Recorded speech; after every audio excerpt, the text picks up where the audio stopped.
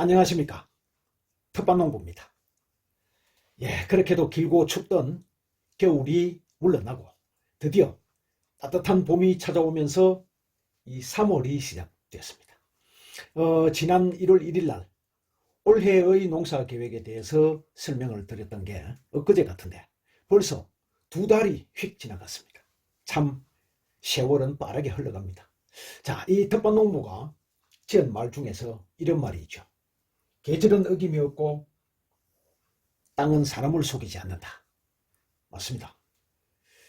저도 30년 넘게 텃밭을 가꾸면서 정말로 이 어김없이 돌아가는 이 계절의 변화에 맞추어서 작물을 심고 또 가꾸고 수확하면서 때로는 힘이 들고 또 안타까움도 느끼고 그렇게 하지만 한편으로는 소일거리에 운동도 되고 또 예쁜 작물들 자라는 걸 보면서 또 힐링도 되고 그리고 또 비싼 농산물 안 사 먹어도 되니까 경제적으로도 도움이 되는 것 같습니다. 지구의 온난화가 이제 빠르게 진행되면서 올해는 또 얼마나 많은 비가 내리고 또 강력한 태풍이 올지 또 엄청난 폭염이 여름철 우리에게 충격과 불안과 또 피해를 줄지 걱정도 되면서 또 한편으로는 작년보다는 더 나은 텃밭 농사를 지을 수 있을 것 같은 이런 자신감을 또 가지게 되는 3월이 아닌가 그렇게 생각이 됩니다. 자, 3월의 텃밭 농사 정보는 여기에 적혀 있는 이 6가지의 주제를 요약해서 설명을 드릴 테니까 참고로 하셔서 올 한해도 이 텃밭 농부랑 함께 화학 비료 전혀 쓰지 말고 화학 농약 최소로 적게 쓰면서 이 건강한 먹거리를 내 손으로 자신 있게 키우시길 바라겠습니다. 제일 먼저 24절기 중에서 3월에 있는 두 번째, 세 번째 절기에 대해서 알아보겠습니다. 자, 3월 5일이 두 번째 절기인 경칩입니다. 그러니까 우수절기 다음의 절기인데 땅 속에서 겨울잠을 자던 개구리들이 동면에서 깨어나서 밖으로 나온다는 절기입니다. 그럼 이제 물을 잡아놓은 논에서 왁자지껄한 개구리 소리가 아마 요란하게 들리지 않겠나 그렇게 생각을 해봅니다. 자, 그리고 3월 2일이 세 번째 절기 춘분입니다. 그러니까 석 달 전에 밤의 길이가 가장 길었던 동지절기였죠. 그로부터 석 달이 지나서 이 태양을 중심으로 지구가 돌아가면서 이 절기가 춘분절기입니다. 그러니까 낮과 밤의 길이가 똑같아진 그런 절기죠. 그러니까 낮과 그 밤의 길이가 똑같은 절기가 두 번 있습니다. 앞으로 6개월 후 추분절기가 있죠. 그래서 춘분과 추분은 밤낮의 길이가 똑같고 동지는 밤의 길이가 제일 길고 또 앞으로 석 달 후에 하지는 낮의 길이가 제일 길겠죠. 그래서 이 낮의 길이가 제일 긴 하지 쪽으로 이제 서서히 돌아가면서 우리가 키우는 작물들에게 많은 햇빛을 비춰주면서 성장을 도와줄 겁니다. 다음은 이 3월의 중요한 작업인 토양 관리에 대해서 설명드리겠습니다. 이 텃밭농부가 기회 있을 때마다 그런 말씀을 드리죠. 농사는 땅과 미생물이 짓는다라고요. 많은 과학자들의 실험 결과를 보면 이 작물의 성공적인 성장에 토양이 미치는 영향이 무려 55%라고 합니다. 그러니까 절반이 넘는 영향을 토양이 만들어준다는 뜻이겠죠. 그래서 그런 말을 하는 겁니다. 따라서 이 토양의 관리를 어떻게 하면 건강하고 기름진 땅을 만들어서 농사에 도움을 줄 것인가 거기에 대해서 설명을 드리겠습니다. 토양의 관리라고 하는 것은 크게 나누어서 두 가지로 대별할 수가 있는데 첫 번째는 이 토양의 계량입니다. 이 토양의 계량이라는 뜻은 산성화되어가는 빗물을 통해서 또는 비료나 퇴비 같은 거름을 통해서 지속적으로 산성화가 되어갑니다. 그래서 이 산성화되어가는 토양에 중성화 토양으로 환원시키기 위해서 이곳에 알칼리성 물질, 즉 석회비료를 넣어서 산성화된 토양을 중성토양으로 만들어서 건강한 농사가 되도록 환원시켜주는 작업, 이걸 화학적인 개선에 의한 토양 개량이라고 합니다. 그래서 이 토양 개량 작업, 즉 석회비료는 언제 넣는 것이 좋느냐? 최소한 작물을 파종하기 한 달 전. 왜냐하면 작물을 파종하기 2, 3주 전에 밑거름을 넣기 때문에 그 밑거름 넣는 날로부터 최소 10일 앞으로 당겨서 먼저 토양 개량을 해놓고 그 다음에 밑거름을 넣어야 된다, 그런 뜻입니다. 그래서 1년에 한 번 봄, 가을로 농사 시작되기 전에 그때에 한 달 전에 석회비료를 넣어서 잘 갈아서 섞어주고 그리고 물을 충분히 줘서 녹여주면 산성화되어 있는 토양이 중성화될 수가 있다. 그런 작업을 토양의 개량 작업이라고 하고요. 또 다른 한편에서의 토양 관리에 이 텃밭농부가 자주 쓰는 용어 토양 만들기. 이 토양 만들기라는 뜻은 이 토양에 유기물을 많이 넣어서, 즉 밑거름을 넣어서 거름을 넣어주는 작업을 말하는 겁니다. 그러면 이 토양 만들기의 밑거름으로 화학비료를 넣는 것은 토양 만들기의 개념이 아닙니다. 아무 변화가 없어요. 그냥 거름만 넣어주는 거예요. 그러나 여기에 퇴비를 넣으면, 액비를 넣으면 퇴비를 통해서 수많은 미생물들이 이것을 먹이 삼아 깔아먹고 거름을 만들어주고, 그러는 과정에서 토양을 아주 포슬포슬하고 좋게 만드는 그러한 때알 구조로 만들어줍니다. 화학비료는 아무리 넣어도 토양의 때알 구조를 만드는 데는 전혀 효과가 없습니다. 퇴비를 넣어야 됩니다. 그리고 액비를 넣어줌으로 해서 건강한 미생물, 그러니까 유익한 미생물들을 투입시켜서 토양 만들기에 좋은 효과를 거두어서 거름도 잘 되면서 물도 충분히 머금고 그리고 공기도 들락날락 하면서 아주 때알 구조로 만들어지는 이러한 구조를 만드는데, 이건 언제 한다? 작물을 심기 2주 전에. 예. 그러고 나서 토양 개량은 그로부터 또 10일 전에. 이러한 절차를 이해하시면서 내 텃밭은 산성화되어 있는 토양을 화학적으로 알칼리성 석회비료를 넣어서 중성화 작업을 해주는 작업 한 가지, 그리고 퇴비와 액비를 넣어서 미생물들이 아주 좋은 토양을 만들어 주도록 해주는 토양 만들기, 요 두 가지를 잘 이해를 하시고 이 3월 중에 만들어 놓으면은, 봄 작물들은 이미 2월 중으로 끝나 있죠. 그러나 4월 달에 심을 또는 5월 달에 심을 작물의 여름 작물에 대해서는 이 3월부터 토양 개량 작업을 해주면 도움이 될 겁니다. 다음은 3월에 파종하는 그런 작물에 대해서 알아보겠습니다. 자, 봄이 되는 3월에 심을 수 있는 작물이 많을 것 같지만 그렇지도 않습니다. 봄이라고 해도 아직 끝나지 않은 꽃심 추위, 즉 늦서리가 있기 때문에 추위에 강하면서 서늘한 기후에서 잘 자라는 그러한 작물밖에는 없죠. 서늘한 기후, 3월, 4월, 5월에 잘 자라서 장마가 오기 전인 6월 말까지 수확을 마칠 작물, 거기에 대해서 대상이 되겠죠. 그러니까 3월에 심어서 4월, 5월, 6월 장마 전에 수확을 해내는 작물, 이러한 작물들은 감자가 있고요, 완두콩, 강낭콩, 이 비넝쿨성 강낭콩입니다. 넝쿨성 강낭콩은 6월에 심어야 돼요. 그 다음에 봄당근. 그래서 요 네 가지는 3월 초부터 3월 중순까지 이때에 심어야 됩니다. 그렇게 해야 잘 자라서 장마가 오기 전에 수확을 끝낼 수가 있습니다.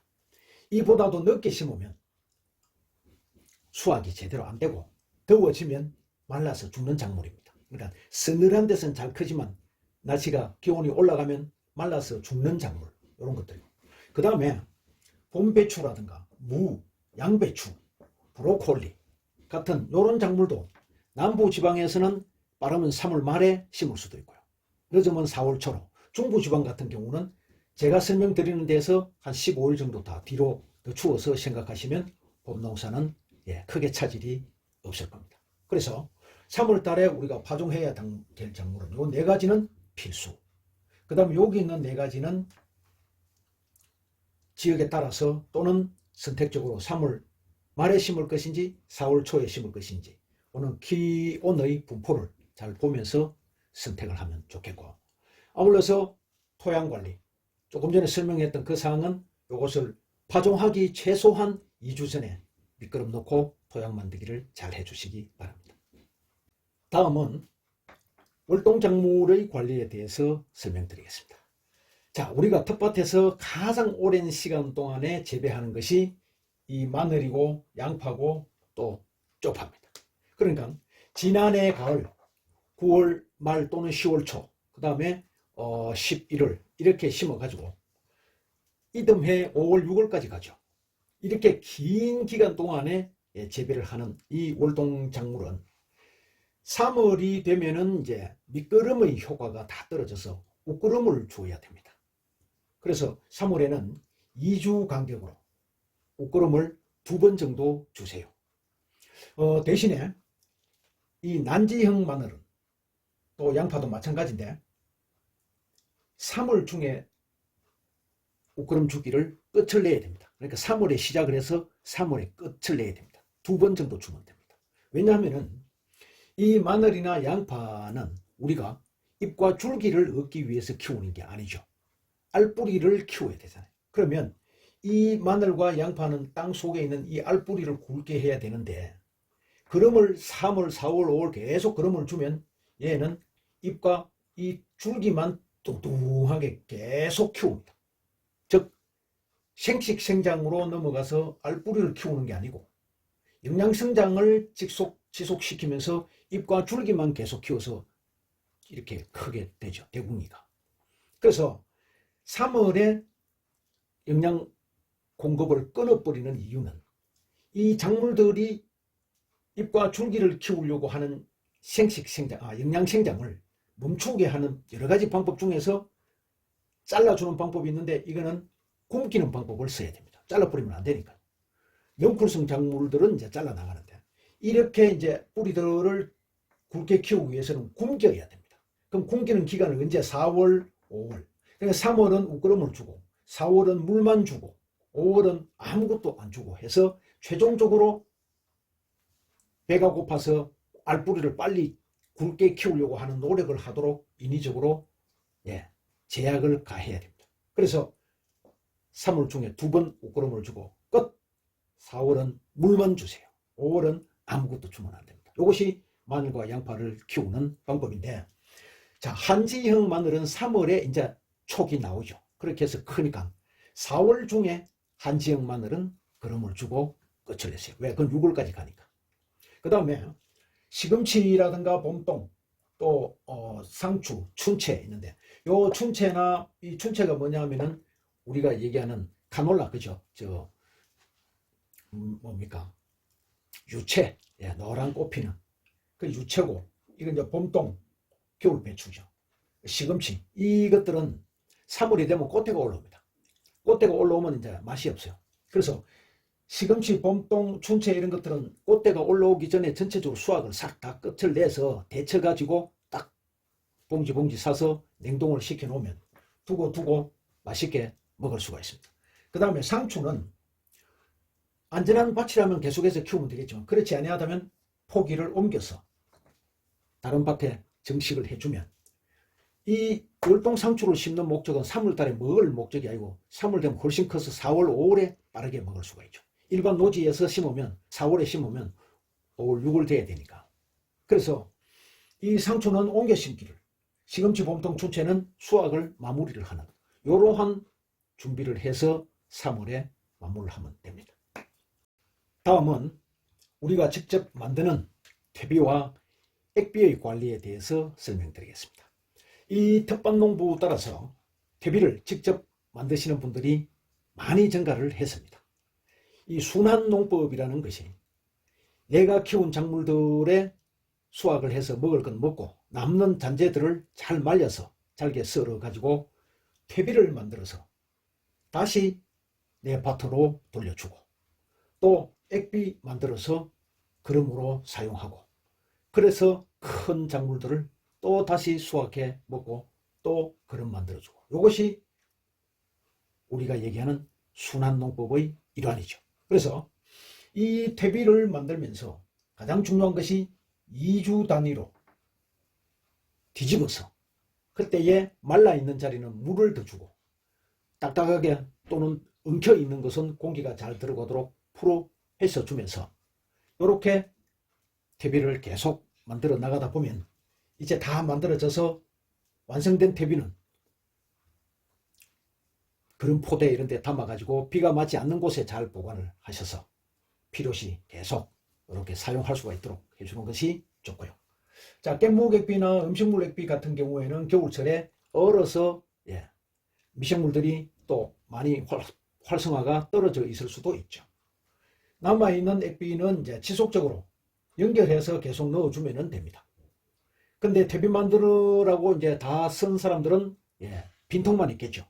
그런 경우에는 새로 만들면 됩니다. 깻묵, 음식물 액비 따로따로 통을 꼭 따로 하세요. 그렇게 해서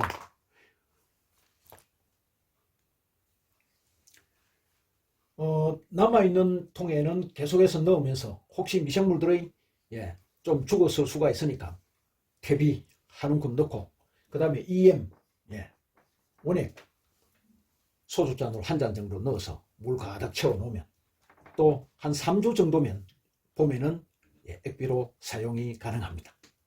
그 다음에 이제 오줌 같은 경우는 지속적으로 모아서 사용을 하시고요. 또 바닷가에 놀러 갈 일이 있어서 이 바닷물 말통 갖고 가서 퍼다 놓으면 좋은 액비 재료가 될 겁니다. 마지막으로 3월의 과수 관리에 대해서 설명드리겠습니다. 자, 이 3월의 과수, 즉 과일나무의 가지치기는 2월까지 마쳐야 된다라고 지난 2월 편에서 설명을 드렸죠. 왜냐하면 이 나무가 봄이 되면은 이제 수액을 올리잖아요. 물을 빨아 올리는데 가지를 이렇게 딱 잘라 놓으면 이 자리가 마르면서 아물어야 되거든요. 그래야 수액이 올라오다가 안 새 나오는데 이게 아물지 못하면 여기서 수액이 떨어지는 수가 있죠. 사람으로 치면 피가 흐르듯이 그렇게 되는 거예요. 그래서 좋지 못하니 2월 중으로 모든 가지치기는 끝나야 된다. 그래서 아마 다 끝났을 것이라고 보고요. 자, 가지 소독은 지난 2월 제가 영상으로 한번 보여드렸죠.